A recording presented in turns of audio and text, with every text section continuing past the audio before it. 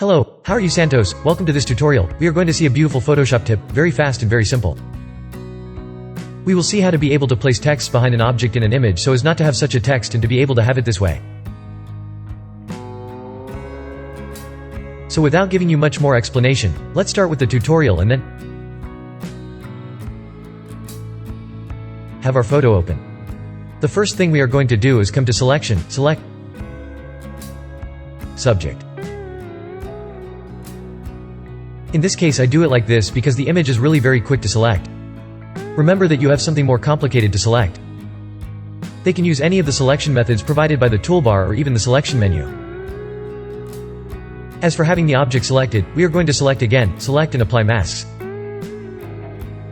This to be able to correct some little green that can be left half loose.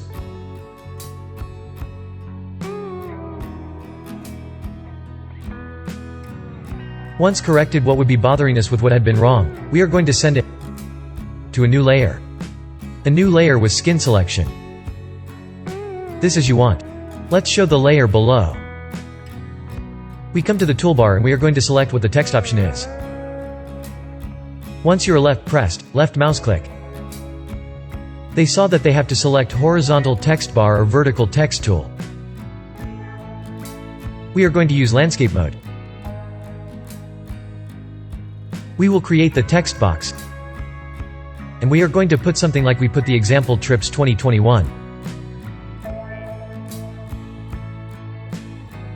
We adjust the parameters that we believe necessary, be it the font, size or style.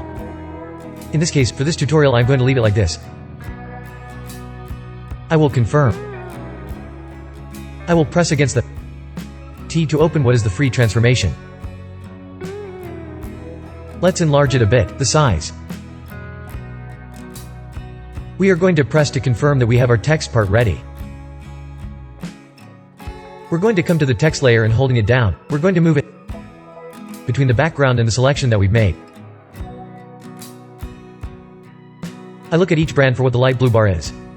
We will let go and it would automatically fall behind our main subject, or in this case the main object, which is the building.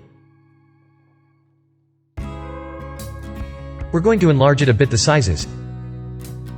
And you saw that it's behind the building. If we hide what the selection is by looking at the text, it would be a head, but it is what we separate or have behind. I hope they have been useful for your designs. If so, don't forget to leave your like, share and comment. Remember that in this way you would be helping the channel enormously.